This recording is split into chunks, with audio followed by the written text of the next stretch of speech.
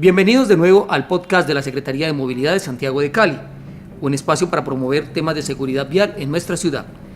Como siempre les habla Wilmer Tavares, agente de tránsito del área de Educación y Cultura. Hoy nuevamente nos acompaña el instructor Fernando Taborda y un tema importantísimo, la velocidad. Fernando, ¿cuál es la velocidad permitida en zona urbana?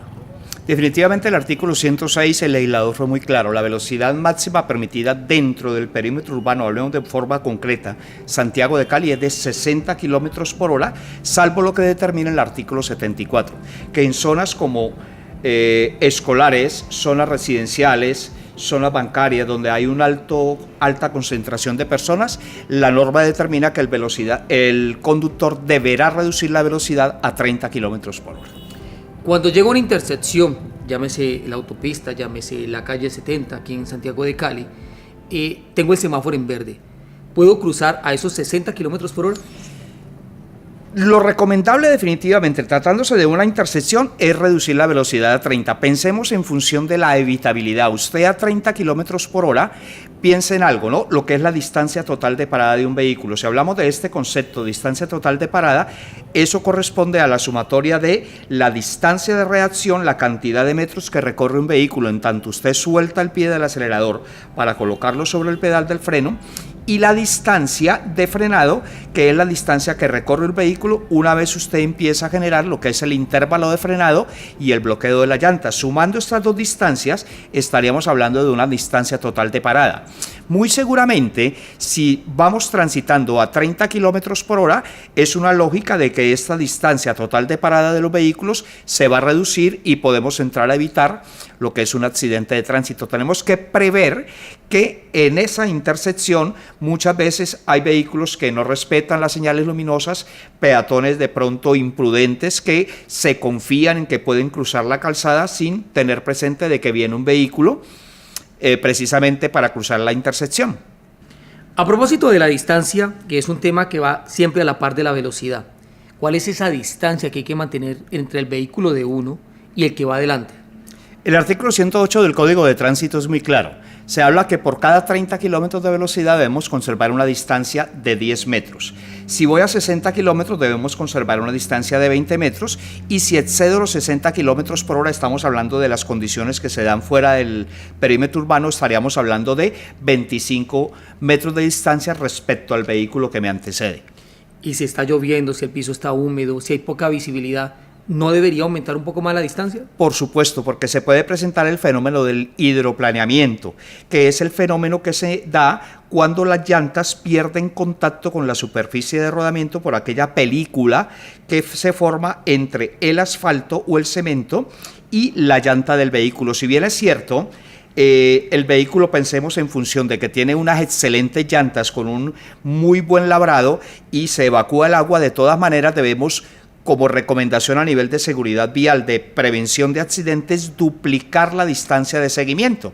Si voy a 60 kilómetros por hora y mi distancia recomendada en el artículo 108 es de 20 metros, lo ideal sería, lo inteligente sería entrar a duplicar esos 20 metros, conservar una distancia de 40 metros frente al vehículo que me antecede cuando las condiciones son adversas. Hablemos de neblina, de la lluvia, de todo este tipo de condiciones.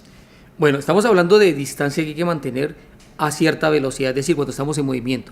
¿Qué sucede cuando estamos detenidos en un semáforo esperando el cambio de semáforo? ¿Hay alguna regla frente a la distancia que debo mantener frente al otro vehículo? Como tal, el legislador no plasmó eso en el Código Nacional de Tránsito, pero remitámonos a lo que tiene que ver con el aspecto seguridad vial. Si estamos detenidos en una intersección esperando el cambio de la señal luminosa de rojo a verde, lo ideal es tratar de que el conductor observe las llantas traseras del vehículo que está delante de él. Sería una distancia prudente pensando en función de que de pronto alguna persona que venga distraída golpee mi vehículo y vaya a ocasionar lo que nosotros llamamos un choque múltiple. La velocidad mata, siempre hemos escuchado el tema. Sin embargo, en carretera tenemos hoy en día que muchas de las vías nacionales están marcadas con 100 kilómetros por hora. ¿No es una velocidad muy amplia, muy alta? En el instante en que la autoridad entra a señalizar a 100 kilómetros por hora una carretera es porque definitivamente se han hecho los suficientes estudios para determinar de que esa es la velocidad prudente. Pero aquí tenemos un problema mucho más serio, que hablemos de esa señalización de los 100 kilómetros por hora. El problema es de comportamiento, de actitud. Definitivamente encontramos el fenómeno, tomemos como por ejemplo recta Cali-Palmira, hay tramos donde definitivamente se puede apreciar de que la velocidad son 100 kilómetros por hora, pero la conducta que asume los conductores fuera del perímetro urbano es transitar a un promedio entre 120 y 150. O sea que el problema no es tanto de señalización, sino de conducta y comportamiento. A nivel de control, ¿qué hace la Secretaría de Movilidad de Santiago de Cali para controlar, para limitar ese exceso de velocidad en nuestras vías urbanas? Definitivamente recurrir a los dispositivos electrónicos, aprovechar las cámaras de fotodetección que nos han servido para que el conductor en ciertos tramos entre a reducir la velocidad de su automotor.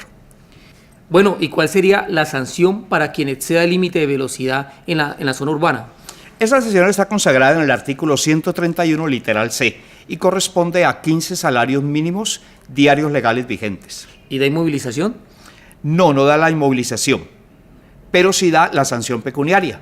Lógicamente tendríamos las dos opciones, o entrar a pagar la totalidad de la multa o de pronto acudir al derecho preferencial que está consagrado en el artículo 135 y es acceder a una capacitación que desarrollamos aquí en el área de educación durante 2 horas. Finalmente, y como ya es frecuente aquí en nuestro podcast, ¿cuál es esa recomendación para el conductor en el tema de velocidad?